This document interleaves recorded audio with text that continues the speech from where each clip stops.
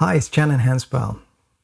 The first time I heard Frank Zappa's music was back in 1987. A friend of mine had played me Shake Your Booty and Bongo Fury.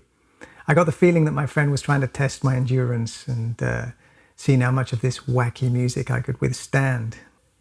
Well, as it turns out, I really liked it. I thought it was amazing music. I remember my friend prompting me to listen very carefully to upcoming sections in the music. And although I shared his enthusiasm for the humorous parts of the album, I was particularly intrigued by the strange sounding musical interludes, such as the exotic piano figures in Cucamonga, irregular rhythms and angular melodies of Wild Love. I was also surprised by the way Zappa addressed his audience in the live recordings from Bongo Fury. Some of the things he said seemed very unusual for a guy who was functioning to some extent in the world of rock music. So to me, at the time, a rock concert was about dancing or headbanging or hands in the air. And here's this guy talking to his audience about the American bicentennial and advising them that they probably shouldn't buy commercial products that celebrate 200 years of an independent republic. So I found that quite amusing. And it was delivered simultaneously with humor and seriousness. I just thought it was the coolest thing. This is a song that warns you in advance that next year everybody is going to try and sell you things that maybe you ought to buy. Another highlight for me was the Shake Your Booty Tango. This was off the radar in terms of rock guitar solos I had heard up until that point, with its exotic scales and its emphasis on the whole tone scale. I had learned the whole tone scale from Ralph Denier's much revered publication, The Guitar Handbook, but I couldn't make head or tail of it. But I practiced it anyway because I liked the patterns it created on the guitar fretboard. But I'd never heard anybody use it in a guitar solo and use it so nonchalantly, you know, with such casualness. It's like, yes, I'm using the whole tone scale.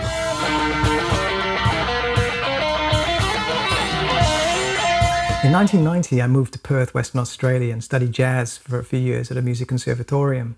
While studying jazz, I still had an interest in Zappa, and I started to look for albums, trying to seek out his music. I found a record store in the city of Perth called Dada Records, and every couple of weeks I would go and buy a new album. So up until then, the only albums I had heard were Shake Your Booty and Bongo Fury. So, when I started listening to albums like Overnight Sensation and One Size Fits All, Live in New York, Apostrophe, all these great albums, I was just enthralled. I just could not believe that a person could create such a body of music and all of it sounded great to me. I was into the orchestral stuff, I was into the Mothers stuff, I was into everything. I just loved it all. So that kept me really occupied, but it was very difficult because I was studying jazz and I loved jazz as much as I loved Zappa. I was transcribing Chick Corea's solos, Michael Brecker, Wes Montgomery, Cannonball Adderley. So you need a lot of time and commitment to learning jazz, let alone having to learn this other kind of music, So I sneak it in there every now and then. So I began tentatively transcribing sections here and there. I learned the complicated guitar parts, the Alien Orifice and Morgio. I even learned the fast marimba section in St. Alfonso's Pancake Breakfast. I later transcribed the guitar part to the Dangerous Kitchen. I even notated it. It was ridiculous. It looked absurd.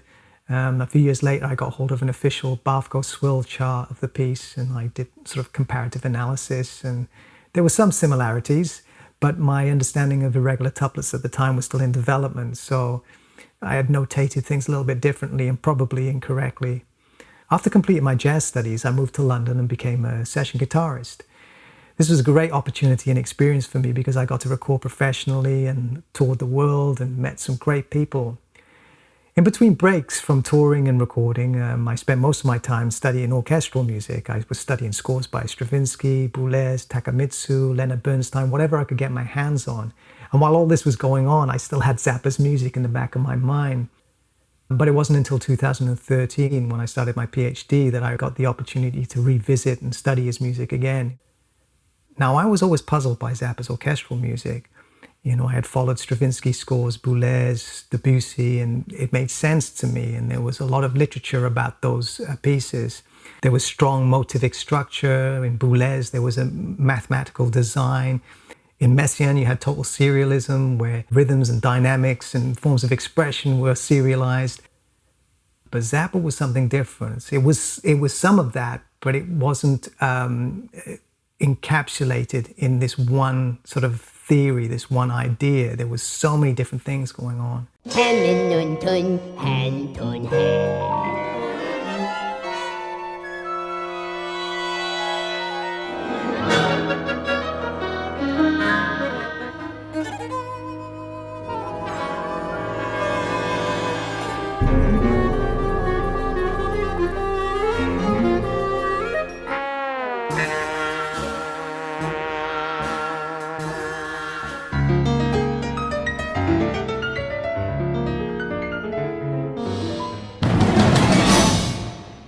So I sent my PhD proposal around to a few academics, different universities in the country, and eventually found a guy called Paul Carr, who was teaching at the University of South Wales. I had found out that he had already published a few academic papers on Zappa.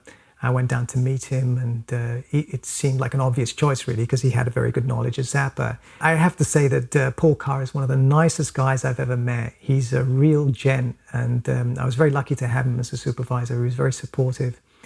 I later found out that he actually was a guitarist for the James Taylor Quartet.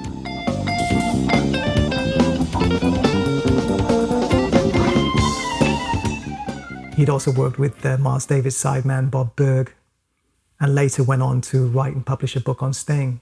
The next step was to investigate existing academic literature on Zappa. I'd read The Negative Dialects of Poodle Play by Ben Watson. I thought that was brilliant. I found a couple of articles, one by Arvid Ashby called The Anti-Fetishist Orchestra, David Ragg's Or Any Art at All, and some other bits and pieces. And then one day I got an email from Paul who had sent me a link to a thesis by Brett Clement. I read through the thesis and I thought it was great. Now, as far as I'm concerned, Clement has produced the seminal work on Frank Zappa's music. I mean, he discovered some really interesting things and presented them in a clear and methodical way. As soon as I finished reading the thesis, I contacted Brett, and we were able to establish correspondence that continued throughout my PhD study. He was very helpful and very supportive. I guess the main difference between our work is that his thesis covers a wider ground, whereas mine was more focused on the orchestral music. The orchestral pieces I chose to analyze were Pedro's Dowry, The Perfect Stranger, Bobbin to Crone, and Mo and Her's Vacation. Really difficult pieces to analyze. Now, I completed my PhD in 2016, so the total time to do the PhD was 3 years. This is a relatively short time for a PhD, but the reason I did it so quickly was I spent a lot of time studying. I was doing a few hours, 4, 5, 6 hours sometimes a day for a protracted period of time. I just wanted to get it done. So in the same year, I had my viva at the University of South Wales, and the panel consisted of Brett Clement and pop music theorist Alan Moore. So I passed the viva with minor corrections. Alan Moore wanted me to make a distinction between the design of the whole piece, the entire piece, or the design of the materials used to construct the piece. So I had to make that distinction, and that took me a couple more weeks to correct. But that was it. It was done. I'd become a doctor and achieved what I set out to do.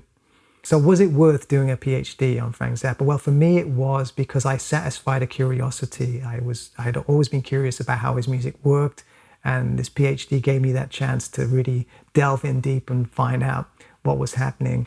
Would I recommend anyone to do a PhD on Frank Zappa? Well, if you are expecting to get any support from the Zappa Trust, such as the acquisition of scores or permission to publish extracts, forget it. If you're really passionate about the music and you feel that it can inform your own practice as a musician and composer, then by all means go for it.